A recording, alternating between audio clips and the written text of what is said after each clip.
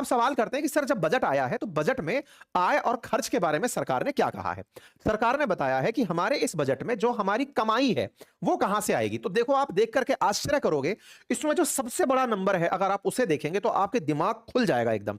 कुल 53 लाख करोड़ रुपए का बजट है देश का, उसमें से 24%, 53 लाख करोड़ का सीधा सीधा 4 का भाग देकर के लगभग 12 चौक 48, 15, 13 लाख करोड़ के आसपास का अगर आप बात करें, 12-13 लाख है ना। तो ऐसे में 13 लाख करोड़ रुपए के आसपास का जो बजट है ना सरकार का, केवल बोरोइंग्स पर है। यानी कि बजट को बनाया गया है उसमें पहले बड़ा हिस्सा कर्ज का है कि हम भैया पैसा कहां से आएगा, कर्जा लेंगे साहब। कर्जा क्यों लेना पड़ रहा है, बड़ा सवाल है। आपके दिमाग में यह नंबर जरूर चलना चाहिए। सरकार की कमाई के 2/3 एक 1/4 जो साधन है वो केवल कर्ज है, और 3/4 जो साधन है, 3/4 में कॉर्पोरेट टैक्सेशन है, इनकम टैक्सेशन है, कस्टम्स है, यूनियन एक्साइज ड्यूटी है, जीएसटी है। आप अगर नोटिस करें तो सरकार की कमाई का 2% नॉन डेट कैपिटल रिसीट है। बाकी अधिकांश tax tax tax tax tax tax tax का चक्कर, अधिकांश पैसा सरकार टैक्स से आपके ऊपर लगाए हुए कर से कमाती है, और उसके बाद जो बचे हुए पैसे की जरूरत है वो कर्ज से निकाल कर लाती है। सरकार कर्ज कहां से लेती है, आपके सामने विकल्प बताऊंगा आगे चल करके भी, लेकिन फिलहाल के लिए समझिए कि वो आपसे भी कर्ज लेती है और विदेशों से भी कर्ज लेती है। आइए, सेकंड पॉइंट है कि सर पैसा गया कहां, सरकार के 1 रुपए के खर्च में अधिकांश हिस्सा कहां गया। फिर से इस पूरे की पूरे हिस्से को अगर आप ध्यान से देखें तो सरकार ने 24% अपने पैसे का सोर्स कर्जा लिया था, और सरकार अपने कुल कमाई का 20% केवल ब्याज के भुगतान पर खर्च कर रही है। यह जो स्थिति है ना, 24% कुल बजट का कर्ज में और 30% अपने कुल बजट का ब्याज में जा रहा है, इससे बुरी स्थिति देश के लिए नहीं हो सकती। इसी से देश को निपटना होता है। हर बजट की जो सबसे बड़ी चिंता होती है वो ये कि भाई ये वो वाले लोग जैसे होते हैं ना कि साहब क्रेडिट कार्ड के ऊपर जी रहे हैं ये लोग, इस बार एक क्रेडिट कार्ड से पैसा ड्रॉ किया, दूसरे का बिल भरा, आगे से आगे लूप में फंसे हुए हैं। मात्र सरकार 4% ही गेन कर पा रही है कर्ज से, बाकी जितना कर्ज ले रही है वो ब्याज भुगतान में ज्यादा जा रहा है। देश के लिए चिंता का विषय होता है। सरकार इसी को ही टैकल करने की पूरी मेहनत करती है, लेकिन वही वाली बात है, घाटे का बजट जो पेश करते हो तो इसमें दिक्कत होती है। अब इस घाटे के बजट में भी आपके दिमाग में चिंता है, यार इतना भी पैसा कहां खर्च कर देती है सरकार, तो उसको ब्याज देना पड़ रहा है। इसके पीछे भी मैं आपको आगे दिखाऊंगा कि सरकार की दिक्कत कहां पर, फाइनेंशियल मैनेजमेंट में कहां दिक्कत आती है। आप में से कुछ लोग कहेंगे आप घने बुद्धिजीवी हो गए जो आपको पता है कि सरकार कहां बजट में गड़बड़ कर देती है। ये स्ट्रक्चरल दिक्कतें हैं जो कि इकोनॉमिक्स पढ़ने वाले हर विद्यार्थी को डे 1 से पता होती है। तो मैं कोई बहुत बड़ा अर्थशास्त्री नहीं हूं, एक विद्यार्थी हूं इकोनॉमिक्स का, पढ़ता हूं आपके सामने, उसका विश्लेषण प्रस्तुत कर रहा हूं। ठीक है, चलिए आगे बढ़ते हैं। इसके बाद में सरकार जो कमा के लाई है, 53 लाख करोड़ रुपए सरकार खर्च करेगी, उसमें से 22% हिस्सा वो स्टेट को दे देती है। वाह, सरकार कितनी अच्छी है, देखा 22% हिस्सा तो सरकार स्टेट को दे देती है। नहीं, कोई आसान नहीं करती। आज सरकार कमाती भी तो स्टेट से है ना, स्टेट के जीएसटी में, स्टेट के टैक्स में सरकार अपना हिस्सा रखती है। जब अपना हिस्सा रखती है तो देना पड़ेगा भाई स्टेट को। आपने इतनी सारी योजनाओं में भागीदार बना दिया, अभी मनरेगा के अंदर भी आपने स्टेट को बोल दिया कि आपको इतना पैसा खर्च करना पड़ेगा। तो जब स्टेट सरकार को योजना लागू करे और स्टेट के ऊपर जिम्मेदारी डाल दे कि तुम्हें खर्चना पड़ेगा, तो सरकार स्टेट को पैसा भी देकर चलती है जो उसने उन्हीं के टैक्स से वसूला है। इसलिए जब आप टैक्सेशन पढ़ते हैं तो 3 तरह का टैक्स होता है, स्टेट टैक्स, केंद्र का टैक्स, और दोनों का मिलाकर के कंबाइंड इंटीग्रेटेड टैक्स। तो ये इंटीग्रेटेड टैक्स से समझिए कि भुगतान है जो सरकार करती है। आइए, यहां पर मैंने आपके सामने एक लिस्ट को बनाकर प्रस्तुत किया कि 24 पैसा आया था ब्याज में, और यहां पर इंटरेस्ट पेमेंट के अंदर हमने 20 पैसा खर्च किया। अब ये जो बजट के ऊपर खर्चा है, इसमें से डिफेंस के ऊपर हम 11 पैसा खर्च करने जा रहे हैं इस बार का। यानी 1 रुपए का अगर बजट बने तो उसमें से 11 पैसा इस बार डिफेंस पर। अब इस बात को थोड़ा ध्यान से और ऑब्जर्व करिएगा। जब हम पैसा खर्चने की बात कर रहे हैं तो हमने स्टेट को तो सबसे ज्यादा पैसा दिया, सेकंड नंबर पर हमने इंटरेस्ट पेमेंट पर खर्चा किया, थर्ड नंबर पर हमने सेंट्रल सेक्टर की स्कीम्स पर खर्चा किया। उसके बाद में जो फोर्थ लार्जेस्ट खर्चा है वो हमारा होता है सेंट्रल स्पॉन्सर्ड स्कीम, जो कि राज्यों के बहाने होने वाली है। उसके बाद में जो हमारा चौथे नंबर पर जो है वो हमारा डिफेंस है, यानी डिफेंस पर हमारा सबसे बड़ा बजट है। इंटरेस्टिंग फैक्ट क्या है, ऑपरेशन सिंदूर के बाद में डिफेंस का बजट 15% बढ़ गया। ये ही जनरली चाहते हैं दुनिया के देश। उन्हें यह मतलब नहीं होता कि इंडिया पाकिस्तान में कौन जीतेगा, हम किसके साथ हैं। ये तो आप और हमारा एंगेजमेंट है जो हम सोचते रहते हैं। विदेशी जो कंपनियां हैं ना, वो चाहती है कि इस देश ने डिफेंस बजट कितना बढ़ाया। दुनिया के देश भी आपका बजट देखते हैं, वो डिफेंस बजट इसलिए देखते हैं अब हम इनको क्या बेचेंगे, इनने इतना पैसा निकाल के रख लिया। ये वैसे है जैसे मुझे पता चल जाए कि आपने इतना पैसा इस पर्टिकुलर उत्पाद के लिए रखा है, अब मैं आपके सामने प्रेजेंट हो गया, भाई साहब आपने तो रखा ही था ना, भाई साहब इसमें पैसा खर्च करिए। ये बिल्कुल उस तरह से देश अचानक 15% अपना वो बढ़ा दे रहा है डिफेंस खर्च। इसका मतलब अभी आने वाले समय में हम अपने एयरफोर्स के लिए नए विमान की डील करने वाले हैं, हो सकता है कि हम कोई अच्छे वेपन्स और खरीदने जा रहे हो, तमाम चीजें तो वो यहां से दिख रही हैं, है ना। ऐसे ही जब रुपये कहां से आ रहा है उसमें अगर हम ऑब्जर्व करते हैं तो मेजर जो हमारा आय है वो कर्जा है, उसके बाद कॉर्पोरेट टैक्स जो बड़ी कंपनियों पर लगता है, फिर इनकम टैक्स आप जैसे और हम जैसे लोग जो डायरेक्ट टैक्सेशन में भर रहे हैं वो, फिर जीएसटी 15 पैसा हमारा जीएसटी से आ रहा है, फिर नॉन टैक्स रेवेन्यू से 10%। तो इस प्रकार से हमारा पैसा आता है। कुल बजट कितने रुपए का है? तो 53.47 लाख करोड़ रुपए का बजट है। आपको जानकर आश्चर्य होगा कि इस तरह से जो हम घाटे का बजट पेश करते हैं, क्यों? क्योंकि कर्जा ले रहे हो 24 पैसे का, 20 पैसा इंटरेस्ट भुगतान में कर दे रहे हो, यानी कि आपका कर्ज तो बना हुआ ही है। कर्ज बना हुआ है, इससे जानकर आश्चर्य यह होना चाहिए कि अगर हमारी जीडीपी 4 ट्रिलियन की है तो 4 ट्रिलियन में से लगभग 2.10 ट्रिलियन हमारे ऊपर कर्जा है। 55.6% का हमारा बजट एस्टिमेट है 26-27 का कि हमारा डेट इतना रहेगा। ये जो हर बार हम बोरोइंग लेते हैं इसमें इतना पैसा कर्ज का है। आप माथा पकड़ लेंगे, ओ माय गॉड ऐसा है। दुनिया के किसी भी देश को उठाकर अगर आप देखते हैं तो एक जनरल ऑब्जर्वेशन आता है कि हर जीडीपी पर एक डेट होता है। उनकी ग्रोथ के लिए यह आवश्यक माना जाता है कि कर्ज नहीं लोगे तो ग्रो कैसे करोगे। यह क्या लॉजिक हुआ? लॉजिक यह हुआ कि अगर मुझे मेरा घर बनाना है, मेरे पास लाख ही रुपए थे, तो लाख रुपए में हो सकता है कि मैं 6 महीने के अंदर इतना सा ही काम कर पाऊं। मैंने लाख रुपया कर्जा लिया, उसका ब्याज भुगतान किया, 2 लाख रुपए में एक बार में अपना धंधा शुरू करने लायक काम कर लिया, कोई दुकान खड़ी कर ली, तो कर्ज से काम आसान होता है। यह जनरली कर्ज की थॉट है। लेकिन अगर आपका ब्याज भुगतान आपके कर्ज पर लायबिलिटी बन जाए तो वो एक गलत सौदा होता है। सामान्यतः हर देश कर्ज यही सोचकर लेता है कि हम तो इससे ग्रोथ करेंगे, लेकिन भारत का केस विपरीत बनता जाता है, क्योंकि वो 24 पैसा कर्ज लेकर 20 पैसा अपने ब्याज भुगतान पर खर्च करता है। यानी कि कुल कर्ज लेने के बाद भी 4% ही पैसा ऐसा है जो कर्ज का हम अपने देश के विकास में यूज कर पाते हैं। अदरवाइज हम केवल इधर से हला रहे हैं, इधर जा रहे हैं, बस इतना ही खेल कर रहे हैं, क्रेडिट कार्ड वाली योजना बनाकर चल रहे हैं। खैर साथियों, जब बजट आता है तो बजट में बताया जाता है, जैसे देखिए अब 2026 की बात कर रहे हैं तो 1 अप्रैल 2026 से 31 मार्च 2027 तक का बजट है। इसमें इतना खर्च होगा, इतनी कमाई होगी। तो जो हम खर्च करेंगे और जो कमाएंगे, इन सबकी जानकारी भी हम अपने बजट में देते हैं। लेकिन पिछले साल भाई आप एकदम कट टू कट चलेंगे ये तो जरूरी नहीं है, हो सकता है कि कोई अनफोर्सीन सिचुएशन आ जाए, कोई आकस्मिक घटना आ जाए। ऐसे में सरकार पिछले बजट का डेटा भी देती है कि सुनो पिछली बार जो हमारा एस्टिमेशन था ना वो रियल में यहां जाकर के लैंड हुआ, यानी कि बजट एस्टिमेटेड इतना था, एक्चुअल इतना था। तो आप 26-27 की बात कर रहे हैं, 26 की शुरुआत में 24-25 का जाकर के अब हमें एक्चुअल डेटा निकल के आया कि 24-25 में एक्चुअली हमारा रेवेन्यू 30 लाख करोड़ खर्च हुआ था, कैपिटल पर 16 लाख करोड़ खर्च हुआ था। ऐसे ही रेवेन्यू खर्च इतना हुआ था, आय इतनी हुई थी। तो इस प्रकार से हमें निकल कर आता है। एक कॉमन चर्चा जो आप देखकर निकाल सकते हैं वो ये, अगर आप रेवेन्यू का खर्च देखें और जो कैपिटल का खर्च देखें, देश के लिए जरूरी क्या है? कैपिटल। कैपिटल क्यों जरूरी है? क्योंकि देश में निर्माण हो रहा है, वो नया पैसा कमा के देगा। मतलब ये बिल्कुल वैसा है जैसे आपके पास 1 लाख रुपए की तनख्वाह आती है। 1 लाख रुपए की तनख्वाह में आपने केवल खाने में और घूमने में और अपने जरूरी काम करने में ही उस पैसे को खर्च कर दिया, तो जहां आप हैं वही बने रहेंगे। लेकिन आपने उस पैसे का कुछ इन्वेस्टमेंट करके पैसे को कमाई पर डाला होता, जिसे आप इन्वेस्टमेंट कहते हैं कि पैसा से पैसा बने। आपने म्यूचुअल फंड्स में लगाया होता, आपने अपना स्टॉक में इन्वेस्ट किया, कहीं भी इन्वेस्ट किया होता, तो आपके इन्वेस्टमेंट से एसेट में इन्वेस्ट किया होता, गोल्ड में किया होता, जहां भी किया होता, उससे अगर वो भी खाली टाइम में ग्रोथ करता जा रहा है, आपकी कमाई बढ़ती चली जाती है। तो ऐसे में देखा यह जाता है कि बजट में कैपिटल एक्सपेंडिचर ज्यादा है या रेवेन्यू एक्सपेंडिचर। विकासशील अर्थव्यवस्थाओं की बड़ी मुसीबत होती है डेवलपिंग नेशंस की कि वो खर्चा करते हैं रेवेन्यू पर, रिकरिंग लेवल पर, कि हमारी जनता को ही हम तनख्वाह दे रहे हैं, सब्सिडी बांट रहे हैं, यही खर्चा हमारा है। हम देश के विकास पर बड़ा चंक खर्च नहीं कर पाते जो जरूरी है ताकि देश की अर्थव्यवस्था ग्रो करे। इनका इंबैलेंस जो है ना, ये देश की एक बड़ी चुनौती बजट में बनकर आता है। एनीवे, फिलहाल के लिए अगर हम बात करें कि टैक्स को लेकर के सरकार ने क्या ट्रेंड पाया, सरकार ने पाया कि साहब हमारी परसेंटेज की जीडीपी जो इस तरह से चल रही है, हम अपना ग्रॉस टैक्स जीडीपी का, अगर 4 ट्रिलियन की जीडीपी है तो हम उसका 11.2% तो जीडीपी का टैक्स ही रिसीव कर ले रहे हैं, जिसमें से डायरेक्ट टैक्स 6.9% और इनडायरेक्ट टैक्स, इनडायरेक्ट मतलब पैसा आप इसे लिया गया लेकिन आपको नहीं बताया गया। जैसे आप अगर मेरा कोई कोर्स परचेज करते हैं, उस कोर्स की फीस असल में उतनी नहीं है, लेकिन हमने वो फीस बढ़ाकर आपसे इसलिए ली है ताकि उसमें से एक टैक्स का हिस्सा हम सरकार को भुगतान कर सकें कि लो माननी है, आपने 18% में पढ़ाई दे रखी है, लो जी भाई साहब 18% आप ले लो। तो आपको ही जेब से पैसा देना पड़ा, मेरे को आपने भुगतान किया, आपको लगा ये मास्टर कमा गया, लेकिन वास्तविकता में उसका एक बड़ा हिस्सा सरकार, 1/5 हिस्सा सरकार ले गई। तो पड़ा आपकी जेब पर जोर, लेकिन वाया मुझे बनाया गया, इसलिए आप इसे इनडायरेक्ट टैक्सेशन कहते हैं। आपको गुनहगार मैं लगा, सरकार बची रही। उस तरह से बचकर के भी वो 4.3% ले जा रही है। जीएसटी उसका एक बड़ा नमूना है। वहीं दूसरी तरफ सरकार आपकी जेब से कि सुनो इतना कमाते हो, लाओ इतना पैसा तो मेरा है, इसमें तो इस टैक्स स्लैब में आते हो, वो जो सीधा वसूली होती है वो आपकी डायरेक्ट टैक्सेशन में होती है। सरकार उसे फक्र से बताती है तुमसे इतना ले लिया मैंने। आप में से कई बार तो लोगों को यह लगता होगा कि यार जब हम गुलाम थे तब अंग्रेज भुगतते थे और अब सरकार भुगतती है। अंतर क्या है? बस अंतर यही है, आपने चुनकर भेजा है कि तुम ले लो हमसे, और वो लोग आपने चुने हुए नहीं थे। सरकारें चलती हमेशा आपकी ही कमाई से हैं, उन्हें आपसे ही लेना है और आपके लिए ही काम करना है।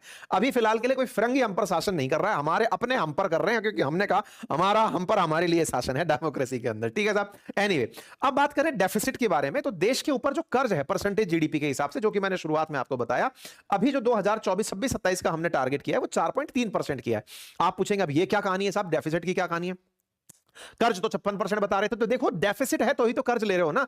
अगर घाटा नहीं होगा, डेफिसिट है मतलब क्या, आमदनी 98 खर्चा रुपया, तो हालांकि यहां पर आमदनी 50 पैसा खर्चा 54 पैसा ऐसा हो रहा है, तो 4% का जो डेफिसिट है इसको फुल करने के लिए आपको बोरोइंग लेनी पड़ती है। लेकिन बोरोइंग तो 4 रुपए की 4 पैसे की ले रहे थे। आप अगर अभी नोटिस करेंगे तो 1 रुपया में 24 पैसा बोरोइंग था और 20 पैसा ब्याज भुगतान था। वो जो 4 पैसा है ना, वही तो डेफिसिट है। 4 पैसा ही हमने जो डेफिसिट के लिए लिया है वो ही आपने एक्चुअल कर्जा लिया, बाकी तो इंटरेस्ट पेमेंट में चला गया। आप कहेंगे नहीं सर हम तो इतना कर्जा ले रहे हैं, कर्जा ले रहे हो इंटरेस्ट चुकाने के लिए, ये ध्यान रखते हुए आगे बढ़ते हुए चलना है। एनीवे, सरकार ने 2026-27 का जो बजट एस्टिमेट दिया वो 53,47,315 करोड़ का है, जिसमें एक तरफ सरकार लिखती है कि कमाएंगे कहां से और एक तरफ सरकार लिखती है कि खर्चेंगे कहां पर। तो यहां पर एक्सपेंडिचर का एक डेटा दिया गया, किस किस सेक्टर पर कितना खर्च होगा। एक विकसित अर्थव्यवस्था जब भी अपना बजट डिक्लेयर करती है तो साइंस एंड टेक्नोलॉजी, हेल्थ, नए इंफ्रास्ट्रक्चर, यहां से ऑब्जर्व किया जाता है कि सरकार का विजन क्या है। इसलिए यहां पर आप जब इसको ध्यान से देखें तो ऑब्जर्व करें मेजर चंक क्या है, जो मैं आपको ब्रॉडली बता चुका हूं। इस बार बस आंकड़े देख लें, मैं शुरुआत में आपके सामने रख चुका हूं। आप सेक्टर स्पेसिफिक देख सकते हैं, डिफेंस में कितना है, ट्रांसपोर्टेशन में कितना है, रूरल डेवलपमेंट में कितना है, ये सारी की सारी चीजें आपके सामने फिगर में निकल कर आती है। मेजर डिपार्टमेंट्स को इसमें कवर करने का प्रयास किया जाता है। 2025-26 के अंदर जहां 50,65,000 करोड़ का बजट था, इस बार 53,47,000 करोड़ का बजट है। पिछली बार और इस बार में अगर अंतर देखें तो डिफेंस 5,94,000 हो गया है, पिछली बार 491 था। इसी को ही 15% बजट बढ़ना कंसीडर किया गया है। ठीक है, सरकार क्या करती है, रिसीप्ट करती है और एक्सपेंडिचर करती है। 24-25 के अंदर 46 लाख का टोटल रिसीविंग और एक्सपेंडिचर था। इस बार अगर आप देखें तो 53,47,000 करोड़ का है। सरकार क्या करती है, जितना खर्च है उतना ही मतलब अपना बजट कभी भी ऐसा नहीं आएगा कि 53 लाख करोड़ का बजट आ गया कमाई का तो खर्चे का कितना आएगा, 53 लाख का ही आएगा, क्योंकि सरकार पहले खर्चा निकालती है फिर बोरोइंग्स के ऊपर जाती है। इस वजह से हमारे कर्जे इस तरह से ऊपर नीचे होते हैं। अब आपके सामने एक पॉइंट लिखता हूं, यहां पर अगर आप देखें तो 26-27 के अंदर जो हमारा सरकारी कर्ज घटाने का लक्ष्य है वो 55.6% टू जीडीपी रखा गया है, कि इतना पैसा कमाते हैं तो इतना परसेंट ही हम कर्ज लेंगे। इस बार कितना था, बोले 56.1% था। अगली साल टारगेट थोड़ा कम कर्ज हो जाए, ऐसी हम जीडीपी को ग्रो करेंगे, कर्ज को घटाएंगे, ऐसा लक्ष्य रखा गया है। और ऐसा करने के लिए हमें क्या करना होगा, राजकोषीय घाटे में सुधार करना होगा, यानी कि हमारे खर्चे और कमाई के बीच के अंतर को पाटना होगा। तो इस बार का टारगेट हमने 4.3% रखा है। ये वो फिगर्स हैं जो आप लोगों को पता हो, क्योंकि जब घाटा होता है घाटे को भरने के लिए ही कर्ज लिया जाता है। और चूंकि देश लंबे समय से घाटे का बजट लेकर आ रहा है, हम घाटे का अगर हर साल, आप ऐसे समझिए कि आपकी तनख्वाह 100 रुपए और आप 104 रुपए के खर्चे लेकर चल रहे हैं, और आज से नहीं लंबे समय से लेकर चल रहे हैं, तो 4 पर ब्याज भी लगता जा रहा है। 75 साल से अधिक आजादी के हो चुके हैं, ऐसे में अब घाटे का बजट कंपाइल होते होते हम इस लेवल तक पहुंच गए। हमने हालांकि टारगेट जीडीपी को ग्रो करके इसे कम करने का रखा है, संभवतः आप इसे समझ पा रहे हो। ठीक है साहब। अच्छा, तो ये सारे के सारे बजट के अंदर है। अब बात करते हैं बजट प्लान में सरकार के मेजर खर्चे में, खर्च के साथ साथ जो उधार है, मतलब आप समझिए कि सरकार की कमाई, सरकार का खर्च और उधार 11.7 लाख करोड़ रुपए में जाएगा। ये मैंने 53.5 लाख करोड़ में से, जो शुरुआत में आपको 12-13 लाख करोड़ के आसपास बोला था, एग्जैक्ट फिगर 11.7 लाख करोड़ के आसपास निकल कर आ रहा है। अब जब आप खर्च का बजट ले आओगे तो फिर प्रतिक्रियाएं तो आएंगी। प्रतिक्रिया विपक्ष की तरफ से आई, विपक्ष ने आकर के अपनी तरफ से पी चिदंबरम जी को बुलाया। पी चिदंबरम जी उनके समय में वित्त मंत्री थे, वो आए, उन्होंने धड़ धड़ धड़ धड़ धड़, देखो साहब इस तरह से आप अपने बजट में गड़बड़ कर रहे हो, उन्होंने आकर के सारी बातें बता दी। वास्तविकता में देश ना तो इस एनडीए सरकार में आकर ऐसा हुआ है, ना यूपीए सरकार में ऐसा हुआ है। देश चल ही इस तरह से रहा है, हर सरकार को ग्रो करने के लिए कर्ज की आवश्यकता होती है। हर सरकार का अपना एक प्रायोरिटी सेक्टर होता है। आपके केस में सोशल सेक्टर प्रायोरिटी था, इस केस के सरकार के अंदर डिफेंस प्रायोरिटी है। तो प्रायोरिटीज बदलती जाती है, यहीं से सरकार का सिस्टम चलता है। अदरवाइज सब लोग लगभग एक जैसी चीजें करते हुए आ रहे होते हैं। ऐसे में विपक्ष का जो मत था वो ये था कि साहब देख के अकाउंटेंसी से ही पता चल रहा है कि देखिए इतना घाटा है आप लोगों को। तो विपक्ष ने अपनी बातें आकर के सरकार के सामने रख दी। खैर, अब हम फोकस करते हैं उन सब चीजों पर जो सरकार के बजट में खास हैं, जो ध्यान देने वाली हैं। रक्षा बजट 15% बढ़ाया गया, जिसमें फोर्सेस के आधुनिकीकरण पर 22% ज्यादा खर्च का प्लान किया गया।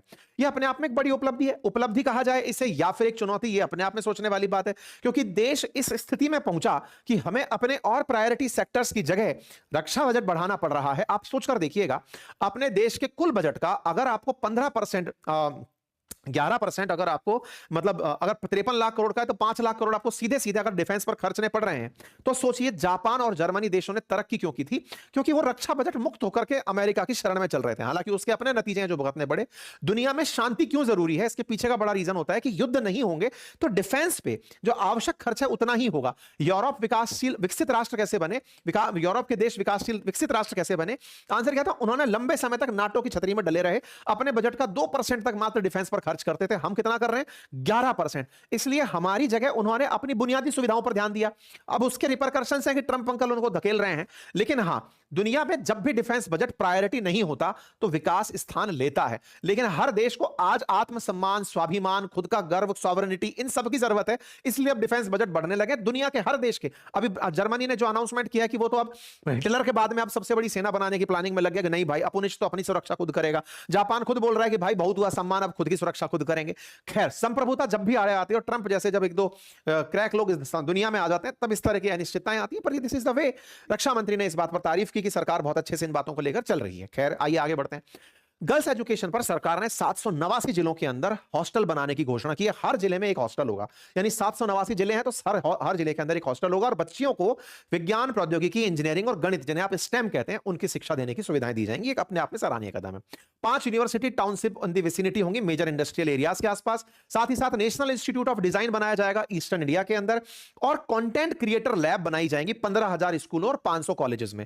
यह अपने आप में, जिस तरह से आप और हम इस समय सुर्खियों में चर्चा कर रहे हैं कि ये सुर्खियां चल रही हैं, इनकी सुर्खियां हैं, ये सारी चीजें अब कंटेंट क्रिएशन को सरकार उसमें लेकर आना चाहती है कि सब लोग इस क्षेत्र का यूज करके कुछ बेहतरीन कंटेंट क्रिएशन में जाएं। इसे ऑरेंज इकोनॉमी नाम दिया गया। तो इससे 20 लाख नए रोजगार सरकार पैदा करना चाह रही है। मतलब एक तरह से आप ये मत कहिएगा रील बनाने वाले लोग पैदा कर रही है, लेकिन हां, अगर उसमें से कोई अच्छी क्रिएटिविटी निकल कर आती है तो वो भी अपने आप में काफी फ्लरिशिंग क्षेत्र है और सरकार इस क्षेत्र में और तेजी से आगे बढ़ना चाह रही है। इसी तरह से मॉडर्नाइजेशन ऑफ इंडियन रेलवे के लिए 2.78 लाख करोड़ का बजट रखा गया है, जिसमें यात्रियों की सुविधाएं, बजट में रेलवे सुरक्षा। एक समय था जब रेलवे बजट अलग से आया करता था, लेकिन अब रेलवे बजट के साथ आता है और उस बजट के अंदर इस तरह की घोषणा कि इतने लाख रुपए करोड़ का बजट है।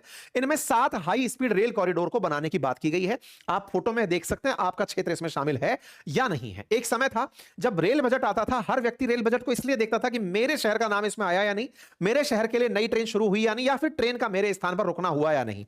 अब जो रेल बजट है, जिसके बारे में वित्त मंत्री ने जो पढ़ा होगा, वो सुर्खियां ही नहीं बन पाती। आप 1-2 दिन में अखबारों में देख करके पहचान लेना कोई नई अनाउंसमेंट ट्रेन की हुई या नहीं, या सीधी मतलब एक फाइल है जो दे दी जाती है। रेल बजट अब सरकार के बड़े बजट का एक छोटा सा हिस्सा है। कहां 53 लाख करोड़ में से पहले अंग्रेजों के जमाने में बड़ा हिस्सा जो होता था वो रेल बजट का होता था, क्योंकि उनकी असली कर्ज में डूबने की कहानी रेलवे से शुरू हुई थी। आज देश ने काफी अपने आप को संभाल करके रेलवे को संचालित करके रखा हुआ है। 53 लाख करोड़ में से 2.78 लाख करोड़ रुपए अगर बजट ने 5% के आसपास अगर ये इस पर निकाल कर चल रहे हैं तो ये एक प्रोग्रेसिव थॉट है। रेल जलमार्ग और ग्रीन ट्रांसपोर्ट कॉरिडोर के अंदर हाई स्पीड रेल कॉरिडोर की बात इसके अंदर की गई है। एक साथ ही साथ में रेयर अर्थ कॉरिडोर भी बनाने की बात हुई है। साथियों, आपने पिछले दिनों में जितना भी जियोपॉलिटिकल जानकारी प्राप्त की, आपने सुना रेयर अर्थ मैग्नेट को लेकर चाइना अमेरिका को धमकाए चल रहा है। दोनों लोग टकराए पड़ रहे हैं कि भैया बैटरी बनाने के लिए मटेरियल कहां से लाओगे। तो हमारे यहां पर भी राज्य हैं उड़ीसा, आंध्र प्रदेश, तमिलनाडु, केरला, जहां पर रेयर अर्थ हैं। तो रेयर अर्थ जो मिनरल्स हैं उनको ध्यान में रखते हुए कॉरिडोर बनाने की, ताकि वहां से इलेक्ट्रिक गाड़ियों को मोटर बनाने में इस्तेमाल करने वाले सामान प्रोक्योर किया जा सके, उनका संचित किया जा सके, ताकि देश के अंदर एक पर्टिकुलर क्षेत्र हो जो जाना जाए रेयर अर्थ मिनरल्स के लिए। ठीक है। इसी प्रकार से सेमीकंडक्टर चिप डिजाइन मैन्युफैक्चरिंग के लिए पूरी तरह से सेमीकंडक्टर इकोसिस्टम के विकसित करने की भी बातें की गई हैं, जिसमें इलेक्ट्रॉनिक मैन्युफैक्चरिंग के लिए 40,000 करोड़ का बजट बनाया गया है। बजट के अंदर इंडस्ट्रियल कैपेसिटी क्लस्टर बनाने के लिए 3 डेडिकेटेड केमिकल पार्क्स बनाने की घोषणा की गई है। साथ ही साथ कंटेनर मैन्युफैक्चरिंग स्कीम में 10,000 करोड़ का आउटले अगले 5 साल के लिए रखा गया है। साथ ही साथ में 200 लीगेसी इंडस्ट्री क्लस्टर्स जो हैं, जिन्हें एमएसएमईज के लिए डेवलप करने की योजना सरकार के द्वारा रखी गई है। महिलाओं के लिए शी-मार्ट बनाए जाने की घोषणा हुई है, जिसमें महिलाएं अपने रोजगार से उत्पन्न जो स्वयं सहायता समूह है, सेल्फ हेल्प ग्रुप्स जो हैं, उनके जो खुद के बनाए हुए हस्तशिल्प, कपड़े, स्थानीय उत्पाद हैं, उन्हें सीधे बेच सकेंगे कि हमारा बनाया माल है, हमने खुद बेचा। महिलाओं के जो स्वयं सहायता समूह है वो अपना शी-मार्ट बना सकेंगी। सरकार इसको प्रोत्साहित कर रही है। आयुर्वेद के सेक्टर के अंदर मैन्युफैक्चरिंग हब में बायोफार्मा को विकसित करने के लिए 3 आयुर्वेदिक एम्स बनाने की बात की गई है। यानी आयुर्वेद के लिए एम्स की तर्ज पर 3 आयुर्वेदिक एम्स, आयुर्वेदिक दवाओं के लिए टेस्टिंग के लिए नेशनल लैब बनाने की घोषणा हुई है। साथ ही साथ में अगले 5 साल में 1 lakh specialist health care professional तैयार करने की बात है, जिसके लिए सरकार 10,000 करोड़ इन्वेस्ट करने की योजना बना रही है। बैटरी बनाने में जो मशीन मशीनें हैं उन पर टैक्स में छूट बढ़ा दी गई है। सोडियम एंटीमोनेट जो सोलर ग्लास बनाने में उपयोग में आता है उसके ऊपर से ड्यूटी हटा दी गई है, जिससे सोलर बैटरी जो बन रही है वो अब सस्ते दामों पर देश के अंदर बन पाएंगी। कैंसर की दवाओं से कस्टम ड्यूटी हटाई गई है, जिससे आने वाले समय में इलाज सस्ता होगा। खेती और पशुपालन के अंदर आय और रोजगार के मौके को बढ़ाने के लिए नारियल प्रोत्साहन योजना में 3 करोड़ लोगों को जोड़ा जाएगा। यह कोस्टल तरीके से जोड़कर देखा जा रहा है क्योंकि केरल में इलेक्शन है। हालांकि इस बार का जो बजट है उसमें आसाम, पश्चिम बंगाल, केरल इनको कम से कम ध्यान दिया गया। सामान्यतया बजट उस क्षेत्र से प्रभावित होते हैं, जैसे पिछली बार बिहार चुनाव को लेकर के काफी ज्यादा बजट के अंदर फोकस था। इस बार ऐसा नहीं है कि स्टेट इलेक्शन को लेकर के इस बजट में कोई खास ध्यान दिया गया हो। बजट एक तरह से बिल्कुल मतलब आइसोलेटेड टाइप से निकाल दिया गया। हैंडलूम के लिए नेशनल फाइबर स्कीम और खादी को प्रोत्साहन देने की योजना, 20 टूरिस्ट प्लेस पर 10,000 गाइड ट्रेंड किए जाने की योजना बनाई गई है। और साथ ही साथ जिन लोगों के बच्चे बाहर पढ़ने जाते हैं और उनको देश से बाहर पैसा भेजने पर टीसीएस पे करना पड़ता है, उसे घटा दिया गया है। 5% से घटाकर 2% कर दिया गया, यानी कि विदेशी शिक्षा और आसानी से अब हो पाएगी। ऐसी घोषणा सरकार के द्वारा यहां पर की गई है। ठीक है साहब, इनकम टैक्स के अंदर कोई भी स्लैब में बदलाव नहीं किया गया है और 3 महीने रिटर्न फाइल करने के लिए समय अतिरिक्त बढ़ा दिया गया है। एक प्रकार से अब 31 दिसंबर की जगह 31 मार्च तक आप अपना रिवाइज रिटर्न फाइल कर सकेंगे। और न्यू टैक्स रेजिम 1 अप्रैल 2026 से शुरू हो जाएगी। तब ये जो असेसमेंट ईयर, फाइनेंशियल ईयर जैसी टर्मिनोलॉजी है, इन्हें बदल करके इनकम टैक्स ईयर में कन्वर्ट कर दिया जाएगा। इस तरह का प्लान चल रहा है। ठीक है, 1 अप्रैल से ये लागू हो जाएगा। वित्त मंत्री ने अपनी तरफ से इस बात की घोषणा की। अब बात करी जाए सस्ते और महंगे की, जो आप कल सुबह अखबार में भी पढ़ ही चुके होंगे, पढ़ लेंगे। उनमें कैंसर की दवाएं सस्ती होना, माइक्रोवेव ओवन सस्ते होना, ईवी और सोलर पैनल सस्ते होना, जूते कपड़े सस्ते होना और इन सब चीजों के बारे में सस्ता होने की बात की गई है। विदेश घूमना सस्ता होना, एयरक्राफ्ट मेंटेनेंस, विदेशी सामान। आप में से बहुत से लोग ये होंगे कि इसमें मेरे लिए क्या सस्ता हुआ, ना मुझे एयरक्राफ्ट बनाना, ना मुझे विदेश घूमना, मुझे क्या है, मतलब मेरी प्रायोरिटीज में जो डेली यूज टू की चीजें उसमें क्या सस्ता हुआ। फिलहाल ऐसी कोई भी सस्ती चीजें नहीं है, लेकिन महंगा क्या हुआ, उसमें शराब पर टीसीएस को बढ़ा दिया गया, सिगरेट पर भी टैक्स बढ़ा दिया गया। वहीं दूसरी तरफ जो रेगुलर ट्रेडर्स हैं, जो ट्रेडिंग करते हैं, फ्यूचर एंड ऑप्शंस में ट्रेड करते हैं, उन पर लगने वाला जो एसटीटी है, यानी सिक्योरिटी ट्रांजैक्शन ट्रेड जो टैक्स, जो कि हर ट्रेड पर सरकार आपसे वसूलती है, उससे बढ़ा दिया गया। फ्यूचर्स पर उसे 0.02% से 0.05% कर दिया गया और ऑप्शंस पर इसे 0.15% कर दिया गया। मतलब अगर आपने डीमैट अकाउंट बनाए हुए हैं जहां से आप ट्रेड करते हैं फ्यूचर एंड ऑप्शंस के अंदर, और आप अपना जब ट्रेड लेते हैं तो उस पर सरकार आपसे टैक्स वसूलती है। सरकार ने ट्रेडर्स से और ज्यादा टैक्स वसूलना शुरू कर दिया है। इससे एक जो घटना सीधी दिखती है वो ये कि ट्रेडर्स का मोटिवेशन किल होगा। वो दिन में अगर 10 ट्रेड ले रहे हैं तो अब उनका थोड़ा और खर्च बढ़ेगा। अब खर्च हालांकि सिग्निफिकेंट 0.05% है, लेकिन टैक्स तो टैक्स है ना। इससे क्या हुआ कि ट्रेडर्स के अंदर एक डिमोटिवेशन आया। आज जो बाजार गिरने का जो बड़ा रीजन था वो ट्रेडर्स पर लगा हुआ टैक्स था। ट्रेडर्स जो फ्यूचर एंड ऑप्शंस जो इंट्राडे ट्रेड करते हैं, उनके अंदर की निराशा थी कि ये क्या कर रहे हो यार, एक तो बजट में कोई राहत नहीं दे रहे हो, ना कोई ड्यूटी घटा रहे हो, ना कुछ कर रहे हो, ऊपर से आप हम पर ही ट्रेड करने की पनिशमेंट और ले रहे हो ताकि हम बाजार में ज्यादा खेलकूद ना मचा पाए। इस तरह का असर रहा। खैर, इस पर एक बहुत अच्छा फिल्म का वीडियो निकलकर बहुत अच्छे से बाहर आया, जिसमें निर्मला सीतारमण जी मिडिल क्लास को कूटते हुए कैबिनेट को दिखाते हुए कह रही हैं कि देखो मैं कैबिनेट को कुछ भी करती हूं तो इन्हें असर नहीं पड़ता है। एक फिल्म का सीन है, बहुत अच्छा वायरल हुआ, जिसमें मिडिल क्लास को खूब ठोका जा रहा है। मिडिल क्लास कुछ नहीं बोल रहा है, बड़ा खुश है कि चलो हेल्दी है, वेल्दी है, सब बढ़िया है। हालांकि बजट देश को संतुलित रखते हुए प्लान किया गया। उसमें सबकी इस प्रतिक्रिया का एक मीम और हमें मिला, जिसमें कि कॉमर्स के विद्यार्थी पूछ रहे हैं कि भैया बजट समझा दो, स्टॉक ट्रेडर पूछ रहा है कि भैया मैं क्या ही करूं, स्मोकर पूछ रहा है कि 40% जीएसटी लगे मेरा क्या होगा, और जो विदेश घूमने जा रहे हैं वो लोग खुश है। प्रतिक्रिया के मीम्स हैं जो वायरल हो रहे हैं। सबसे बेहतरीन मुझे यह लगा जिसमें अल्ट्रा रिच को कोई फर्क नहीं पड़ा कि बजट से क्या ही मतलब है, क्या होता है बजट। वहीं बेचारा गरीब केवल ताली पीट रहा है कि सरकार ने बहुत अच्छे से देश को चलाने की योजना बनाई है, और मिडिल क्लास कह रहा है भाई हो क्या रहा है, कोई तो मुझे बता दो, चल क्या रहा है, मेरे लिए क्या है, मैं क्या देख रहा हूं। उसकी एक प्रतिक्रिया है। अच्छा मीन था जो मुझे देखकर अच्छा लगा। एनीवे, फिलहाल के लिए सरकार ने दूसरे देशों का भी ख्याल रखा है, और दूसरे देशों के ख्याल में हमारे पड़ोसी देशों के लिए बजट रखा गया है। भूटान के लिए 2288 करोड़ रुपए का बजट, अफगानिस्तान के लिए 150, बांग्लादेश के लिए 60 करोड़, नेपाल के लिए। इसमें बांग्लादेश के बजट को कम किया गया। चाबहार पोर्ट का जो बजट है उसे 0 कर दिया गया है। लीडर ऑफ अपोजिशन से जब सवाल पूछा गया तो उन्होंने कहा कि अगले दिन प्रतिक्रिया देंगे, और लेकिन उन्होंने जाते ही फिर ट्विटर पर प्रतिक्रिया दे दी। सामान्यतः ट्विटर जो है टीम भी कई बार ऑपरेट कर लेती है, शायद उन्होंने प्रॉपर रिसर्च करके यहां पर जानकारी दे दी होगी। तो लीडर ऑफ अपोजिशन ने अपनी तरफ से बताया कि देखिए यूथ विदाउट जॉब है, फॉलिंग मैन्युफैक्चरिंग है, इन्वेस्टर पुलिंग आउट कैपिटल है, ये सब चीजें हुई हैं राहुल गांधी जी ने। हो सकता है कल और विस्तार से इस पर प्रतिक्रिया देने वो आए, क्योंकि बजट का प्रॉपर अध्ययन करेंगे, समझेंगे, और उसके बाद में लीडर ऑफ अपोजिशन प्रतिक्रिया देगा। लेकिन चूंकि कांग्रेस वित्त मंत्री को बिठा रखी थी, तो फिर निर्मला सीतारमण जी ने उनके ऊपर आंसर किया। उन्होंने कहा कि देखिए, विदेशों के अंदर इतनी अनसर्टेनिटी चल रही है, ग्लोबल अनसर्टेनिटी के माहौल में देश तरक्की अच्छे से कर रहा है, बिल्कुल सधा हुआ तरीके से देश की विकास है, महंगाई कंट्रोल में है, आर्थिक विकास दर बनी हुई है। इस स्थिति में हमें और ज्यादा सुधार करने की जरूरत महसूस भी नहीं होती है। एक बात जो आप और हम अच्छे से समझ पाते हैं, और वो ये कि आज वैश्विक परिस्थितियों को ध्यान में रखते हुए देश की ग्रोथ बराबर बढ़े हुए है। जिस तरह से देश में हाल ही में जीएसटी रिफॉर्म्स किए गए, उसके बाद में इस समय बजट के अंदर कुछ ज्यादा एक्सपेक्टेशंस पहले से ही नहीं बची थी, क्योंकि सरकार अभी दिवाली पे ही तो बोनस देकर चुकी है कि जीएसटी के अंदर कटौती की गई। हालांकि वो भी बड़ा स्मार्ट प्ले था, हर वस्तु पर कटौती नहीं हुई थी। आज भी स्टूडेंट्स को टैक्स देना पड़ रहा है 18% जब कोर्सेज परचेज करते हैं। तो ऐसे में सरकार ने उसका प्रमोशन मार्केटिंग ऐसे किया था कि मेजर लोग प्रभावित हो रहे हैं, हम जीएसटी कम वसूल रहे हैं, इससे इकोनॉमी को बूस्ट मिला। सरकार ने इस समय पर उसके ऊपर कोई प्रतिक्रिया ना देते हुए कहा कि कितना बांटेंगे, जो चल रहा है सब तो सही चल रहा है। तो एक प्रकार से पिछले समय पर से अब तक इनको कुछ भी ऐसा मोटिवेटिंग फैक्टर नहीं मिला। खैर, फिर प्रतिक्रिया में अखिलेश यादव जी निकल करके आए कि भाजपाइयों का बजट परिणाम है कि शेयर मार्केट धड़ाम हो गया। फिर आप निकल कर आती है ममता बनर्जी, वो कहती है कि जिस जिस कॉरिडोर की बात की है वो कॉरिडोर तो हम ही लोग बना रहे हैं, सरकार कोई बजट नहीं दे रही है। शशि थरूर जी ने कहा केरल से अंदर कि भाई बजट चलो ठीक है 7 कॉरिडोर बना रहे हो, केरल का तो कहीं नाम ही नहीं है, उनकी प्रतिक्रिया थी।